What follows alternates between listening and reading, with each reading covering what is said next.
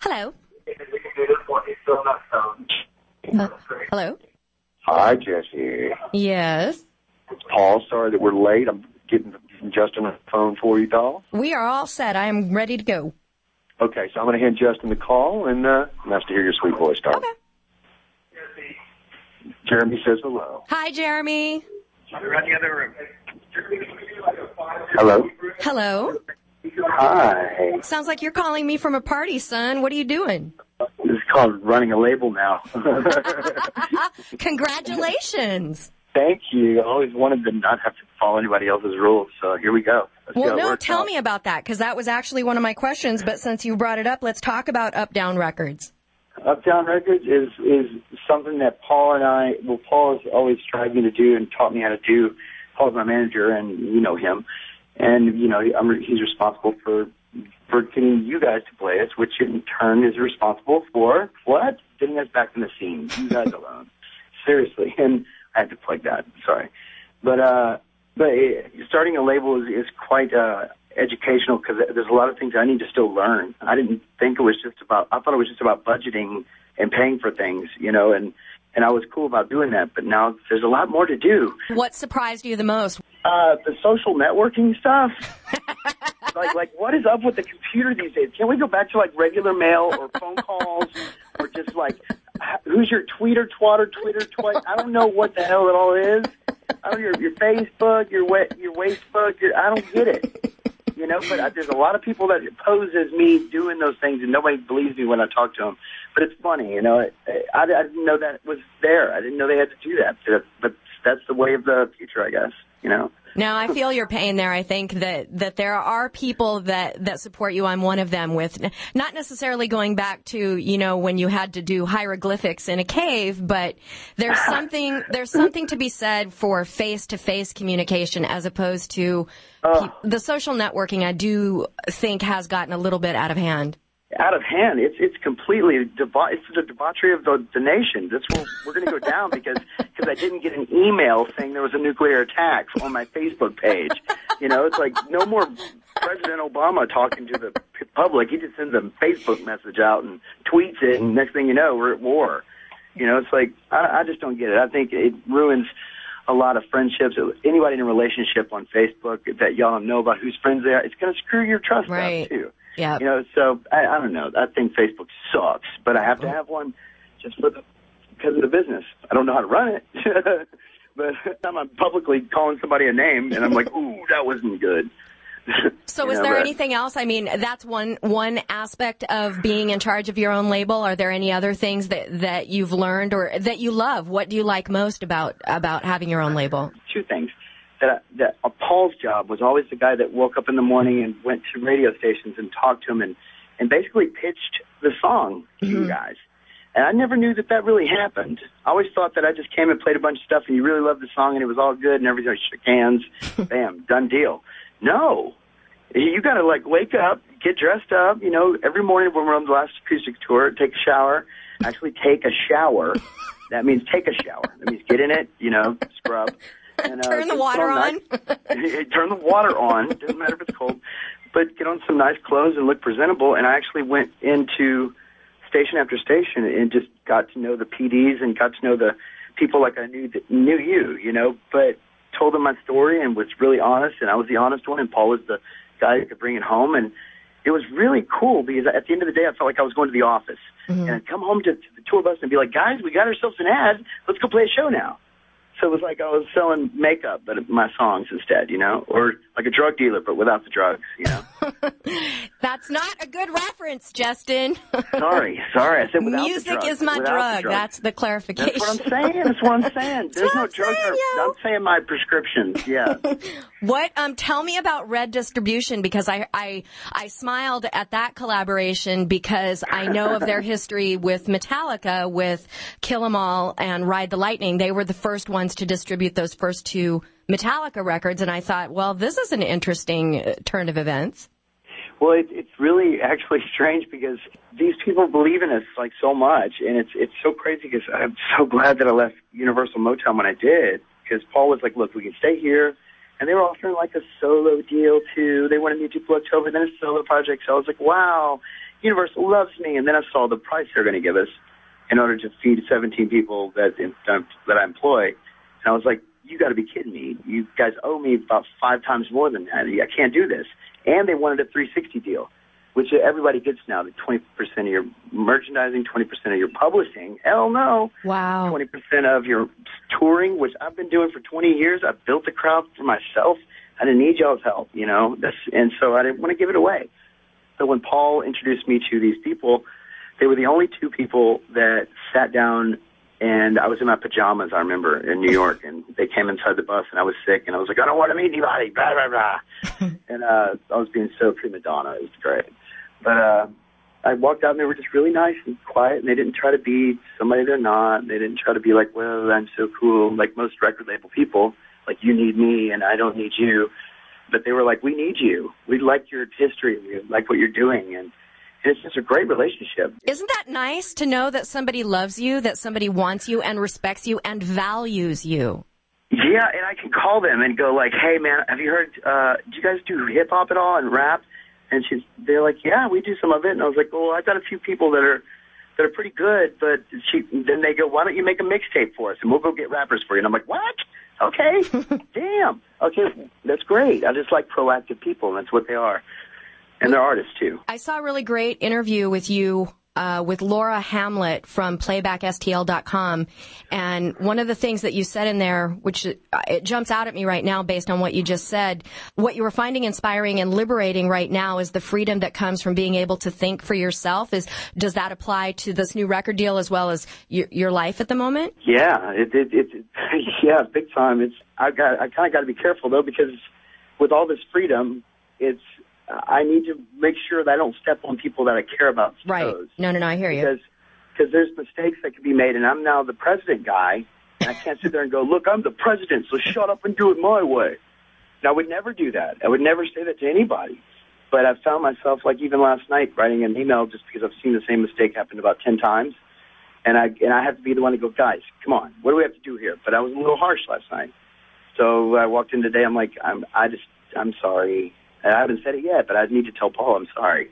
I have to tell Paul I'm sorry about 10 times this year. Oh, poor Paul. He probably feels like he's been married and divorced and hung up wet to dry, I think a lot about Paul Nugent because I've known him for years, and he was the one that originally introduced me to you guys. And I just wanted to mention him by name because I think that if there was anybody that deserved platinum cape. Yeah, or like the CEO, like Doug Morris's job or something like that. That it would be him. No, when you were talking about being the president, you reminded me a little bit of Wanda Sykes because I saw her on Jay Leno right after Obama got elected, and she made a joke. She said, well, I mean, it's great that he's president, but, you can't complain about the man when you are the man. So that I wanted to plant that seed in your head, Justin. I know. It's the one thing I'm finding also is there's a lot of snaky people in this business that I didn't know about. There's a lot of things that had to be done that I didn't know, that I really harmed a lot of my relationships by just by taking my family first. I didn't know that were that shallow, some of these people. And like when I chose to stay back because I wanted to go see or cancel a show here or cancel a show there because I really needed to try and save my marriage. You know what I'm saying? Right. And be there for my daughter when actually it was nothing. And, it's that people are not sympathetic at all. And I didn't want sympathy, but I'm the kind of person that if I made you upset, I'm going to do whatever I can in my possible way to make up for that and make you not. I hate it when people don't like me. You have got to, Justin, I'm telling you, the second we hang up today, you have got to get the documentary Heckler. I rented it because I like comedians, but it's so much more than just about comedians being heckled at shows. It's about artists in general who are, especially in this age of technology with Facebook, like we were talking about, Twitter, people who use that as a medium for being hateful. And Bill Maher had the most eloquent, beautiful sentence that you of all people will totally appreciate. He said that he never understood why artists are constantly told that you have to have a thick skin to be in this business. He said that never works. You have to be sensitive to be good. But at the same time, you're also going to hurt much more. So I wanted to share that with you because I thought it was such a beautiful thing, and I think that every artist should see Heckler because it's so cathartic. Jamie Kennedy did the documentary because he's taken such a beating, and when I was watching it, I thought about you because I remember eons ago, I think it was Matt or Jeremy had talked about one of the signature movies on the Blue October bus was Malibu's Most Wanted. Malibu. Yeah. So Jamie Kennedy had done the documentary because some of the things that people have said about him as a human being, not just as Jamie Kennedy, the performer, have been really brutal and just cruel. And that's the beauty of Heckler because he turns the tables on the people who have harassed him and given them a taste of their own medicine. That's one thing I found is I used to, I was in a relationship with someone that was very, very, very, very lived by that. They lived by what other people thought on the computer. They lived by that damn computer. Like it was their life. I swear to God, it was so weird because I wouldn't care what they said. But then this last time, there was an interview put out where the thing was that this gentleman interviewed me, and he put his own words in there, like the actual words of what he thought I meant when I said what happened that day when you got on the airplane. And I was like, well, I found out some really horrible news from my wife. And he said, well, she cheated on him. You know what I'm saying? I never said that. Oh, you know no. So it was like, I never said that. If it's fact or fiction, I can't say. But he did that, and then he started going on about how my daughter is going to be raised to see all this public blah, blah, blah, blah, blah. And he has no idea why I have to make it public because of the seriousness of the laws that have been broken and the lies and accusations that have been told. So it's kind of like I got in big trouble. I could have gotten in big trouble, and I can still go to jail for things like that, for just journalists saying the wrong few words. Well, let's talk about happy things. Let's talk about your baby girl, Blue. What's she up to lately? What's she into? She's into the most depressing cartoon ever. It's called The Last Unicorn. It's the last unicorn. Remember that, sucker? It's the last unicorn. The name alone says it all. It's the last. And she goes, I'm a unicorn. So whenever I do get to see her, she goes, she's a unicorn. So I want to write books about unicorns now. That is adorable. You know, since we're talking about little girls named Blue, tell me about Tim Palmer's Bluebell. Is she? She's 3 years old, 4 years old. She's 3 years old, and she's Blue's. My daughter Blue's first friend ever. Like first person to ever play with Blue. My daughter was Bluebell, and they played dress up. And my daughter brought Cinderella dress to wear, and she gave her a Snow White dress to wear. And they both painted and have it on video. And Bluebell and Blue will always be friends. And I love it when that Tim Palmer had so many good things. He's such a good friend during the whole thing, during the whole record making and stuff about the divorce and stuff, that he just kept my head together. And having a daughter at her age and a hamster to play with, when I went over there to mix the one time, they played together once, and they just are like, they haven't talked ever again, but she always asks about her. Tim Palmer's daughter, Bluebell, actually did the artwork for the new Blue October album. You're good. I should have known you'd know this. Tell me about the drawing, because it's adorable. Well, Tim comes up to me and he goes, hey, Justin, all right, so you're calling this album Any Man in America, right? And I'm like, yeah, I think. I'm not sure. And then he goes, well, my daughter, she calls you Up Down. That's your name, Up Down, because you sing the Up Down Jump Rope song. And I'm like, oh, okay. I'm Up Down. Cool. And then he goes, and this is a picture of you. This is how my daughter sees you. So this is you with a rhombus head screaming, and your name is Up Down.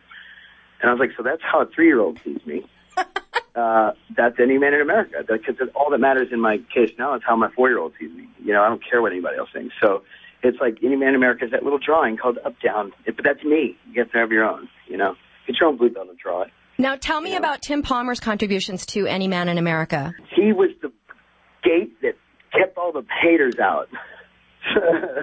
He was the one that said, no, you can't come in here. You can't change that. You know, there was one song in particular called Lincoln to Minneapolis, and it was a pretty brutal song about what I wanted to do to some person and stuff like that. It was totally fictitious, and he was the first person out of the whole team and the whole family to go, no, he needs to get this off of his chest. This is how he's going to close his door. That's the hardest rocking song too. you got to put it on there. Come on. So he didn't tell me no, ever, and it was great. Unless we had bad decisions to make, and he's like, you've been in here too long, or I've said the same thing to him. But he just took care of the rock, and I took care of the hip-hop kind of aspect of it and the smoothness and atmospheric part. And together we were pretty much really worked great together. I loved it so much. Well, tell me about Ray C, because is he a hip-hop artist from San Marcos that's on the record? He's on my label, too.